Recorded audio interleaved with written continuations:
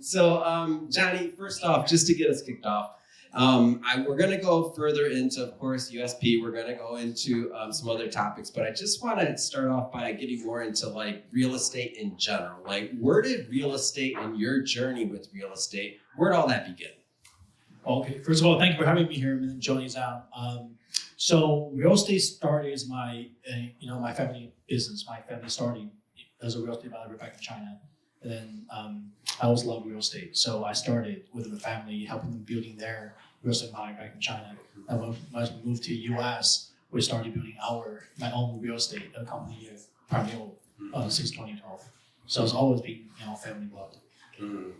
So sometimes people run from the family business. I ran from the family business. Probably some other people here that run from the family business. What kept you in the game? Like, how'd you know it was going to be your thing? Okay, so I just like how you can build something that will last longer than you do. Mm-hmm. So if I build something nice, like I'm actually more into luxury real estate. Mm-hmm. My family's all more in traditional like low-income real estate, commercial real estate. I'm more in the luxury real estate. So it's all those are in real estate. The different sector of the real estate. Mm-hmm. But I like build something that's nice, that will last longer. People appreciate it. I like that feeling of achievements, doing something nice, people love, enjoy. And then, of course, there's more money there too. Yeah. No one in this room likes money, right? Yeah, I can tell. Nobody likes money around here. So the idea and this concept of Web3 and this coming to the forefront, and then just for people that don't know my background. So, I was in finance for almost 14 years. So, I can tell you my Bitcoin story. Like when I learned about Bitcoin, I was on a trading desk, and around that time, the Iraqi dinar was also being traded. There you go. So I remember like thinking and kind of melding these two. So the real finance geeks in here may remember this time period, but I didn't know. I didn't understand, and because of that, it took me a long time to come around to really get the thesis and to really fall in love with a lot of that side of finance and even just the potential. Like, when did you see that connection? Did you get it immediately, or like, what was your build-up?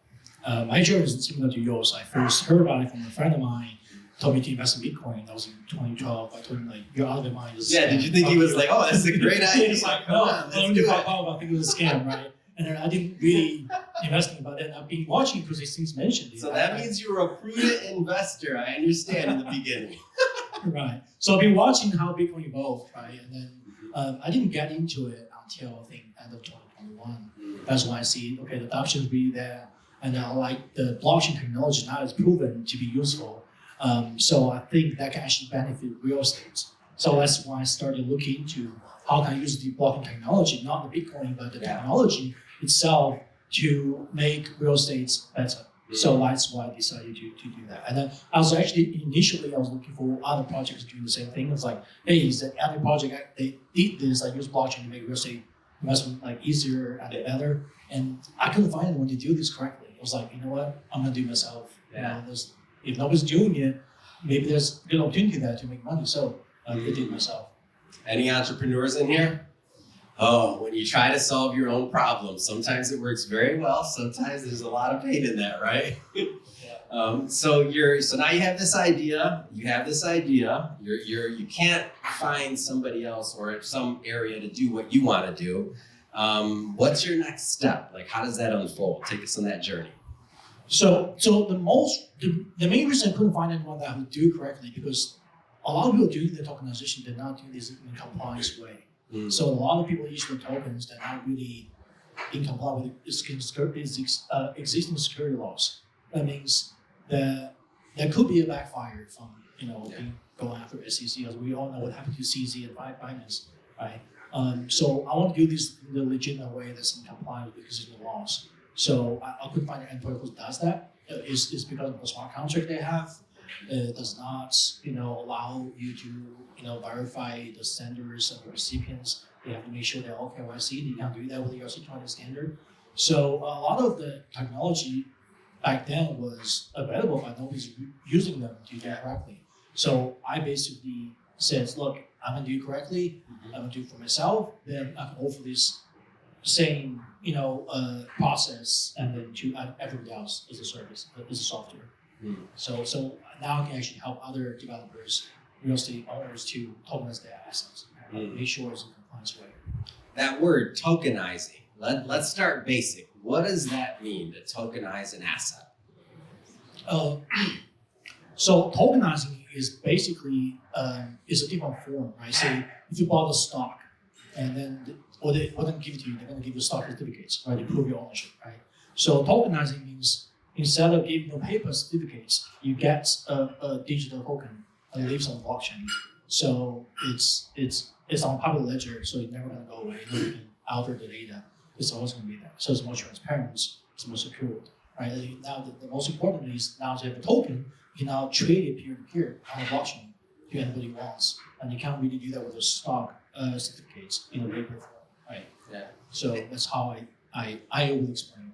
And what does that mean for liquidity? Like, what does that mean for liquidity? So it gives the liquidity you never had before, right? If you have a stock certificates, like say you bought a company and a private company give you a stock certificates, you can't really sell them, right? You can't really trade the paper stock certificates, and then people can't authenticate that stock certificates. Maybe it's fake. People don't believe in it, right? Yeah. But if it's on blockchain, now people can verify that easily on blockchain. Now you can easily trade it peer to peer. So it gives you better liquidity. It just basically has the whole, I guess, after investment experience, you can now trade it. You know, like gift to anyone you want, and you can't do that before, right? So that's, for example, for if you have a stock. Now, say you bought Apple stock or you bought any REITs, then you really actually don't own the stock, right? You have accounts with a brokerage. The brokerage is the one that actually has possession of the stock. They're the one holds the possession of stock. They're the one custodian this, right? So you can't really give that stock to anybody wants. You can't give the stock to your relative in other countries or wherever. You can't. The only option you have is to sell the stock and then get cash, and then withdraw the cash, and then give to someone what you want, right? But now imagine that stock become a token and it's on blockchain. So you can actually now withdraw that stock into your own wallet on blockchain. You can give to anyone you want 24/7.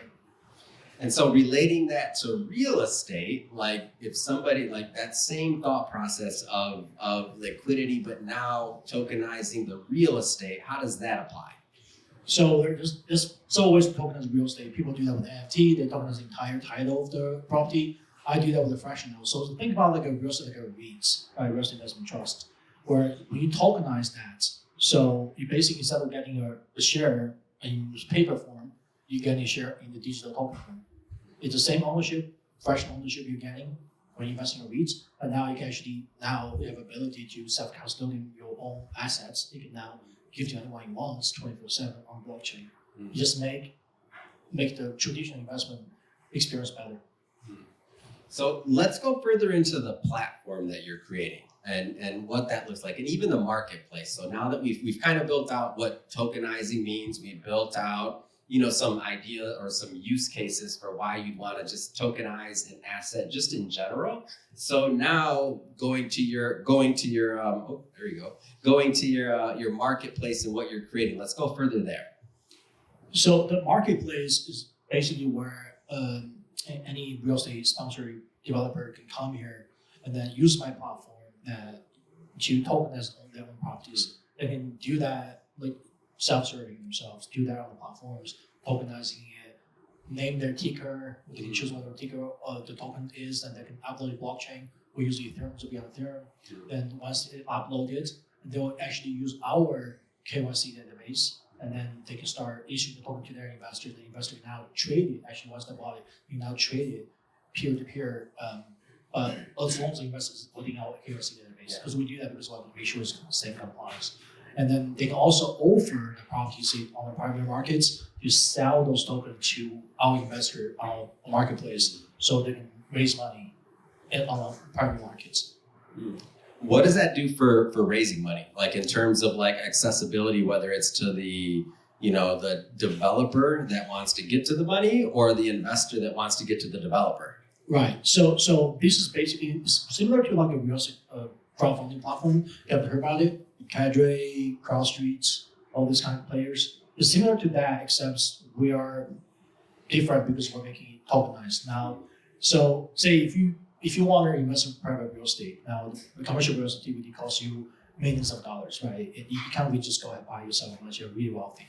Right? If you're just like a credit investor, you have like a $2,000-3,000 laying around, you want to invest, you really can't do anything with it. So people like that will go to real estate crowdfunding platforms. They'll find, they'll go browse properties. There's a lot of investment opportunity. It could be development, could be value add, could be a stabilized property. You can choose your strategies. The minimum investment typically is $25,000 or more. So you can actually place money in different properties and just invest. Then it's literally the same as the other one, except when you invest in traditional real estate crowdfunding platforms, you really can't sell your shares. So the holding period is normally 5 years or longer. Yeah. And with crypto, everything's become so popular right now. Who wants to have the money locked up for 5 years? Like nobody wants to, right? I personally invest in Blackstone. My money's locked up in 10 years. I hate it. I couldn't sell it right now. I was not trying to sell it today. I couldn't sell it. So nobody want to buy it. That's the problem. It's like on the private market, there's no liquidity at all. There's no one want to buy your LP interest in those deals. So now, if you tokenize it and you have a marketplace, you can allow people to trade those tokens, and then now you have a liquidity that you never had before. Yeah. And now, so people. Most importantly is if you're a credit investor, you bought those shares. After you hold for 12 months, you can actually sell them to uncredited investor. People don't know about that, but you can actually do that. So most crowdfunding platforms only available to credit investors. So if your net worth is not over $1 million, you're not eligible to invest in those real estate. So how do you get in? You can't get in. With tokenized real estate now, you actually go into the marketplace, technical marketplace, to buy those tokens that represent the ownership of those real estates. But you're qualified to buy it because after 12 months, it's unlocked to sell to uncredited investors. So it gives the credit investor who invest in private market an option to sell in the second market. Maybe you make more money in the short term, and give the uncredited investor opportunity to invest in the real estate that was never available to them before. Mm-hmm. And because it's tokenized, so it's not only the U.S. investor can invest, it's the global investor. You can be in Africa, you can still become a fractional landlord in the U.S. property where it was never available before. What's been the response that you've received from this? For whether it's from the developers, the institutions, or the investors, like what kind of response have you gotten towards this? So the biggest hurdle is still the liquidity, right? And everybody thinks it's a good idea. I really loved it. People's like, okay, well, how do I know I can sell this afterwards, right? The liquidity is a big problem. And another problem is the regulations. SEC still haven't had a clear regulation about tokenization, but I've talked to a lot of people who know SEC because they don't plan to, because they don't think they need it. Because they think their security laws that was published a long time ago is enough to regulate whatever is there. So based on the Howey test, 99.9% of the crypto project others is illegal. Yeah.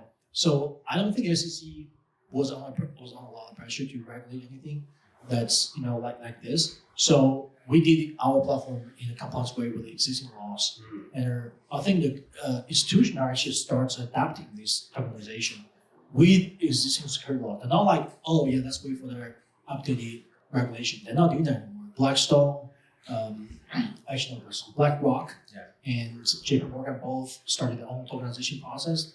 They did it on their money market fund, so they didn't do it on real estate yet. But I think this tokenization really going to benefit real estate and private equity the most, because they never had liquidity before.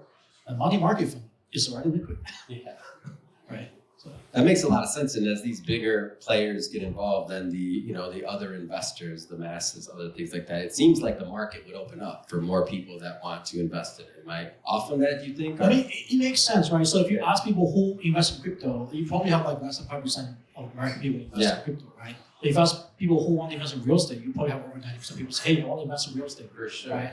It's more tangible, it's safer, right? It's not as volatile, right? So people just, like I said before, is like they're being shut out of the real estate market. They can't afford to buy a house, it's too expensive, the mortgage rate is too high, and their commercial real estate is even higher, like barrier to entry, right? Just can't get in. And then the private real estate crowdfunding platform is like only available to private investors. So I think this is really going to change the game, allow the average Joe to get in and to be a part of the real estate ownership to build their wealth. I mean, real estate, in my opinion, is the best tool to build wealth because it's more stable. It's more stable. tends to appreciate over the long term. It's more certain, right? The certainty is more important to me than the profit, right? Because everything else is stocks, crypto. Yeah, you can make a lot of money overnight, you can lose a lot of money overnight, but real estate is more certain. So this is, in my opinion, is the best tool to build wealth. I think these tokenizations may help a lot of the average people to start like getting a real estate ownership game to start building their wealth. So Johnny, final question on my end. Your vision for the platform going forward. We're many entrepreneurs in the room. Let's dream for a moment. Where do you see this thing going? Give me the vision. Well, okay, so Yeah, the big vision. Come on, So- I want you on camera with the big vision. so the big vision is like if I could, I want to make USP the house brands for tokenization Yeah. that tokenize as much properties in the US as possible and have the whole global investor and using USP to get into real estate game, to build that wealth, to change their life. That's kind of like I want to live on.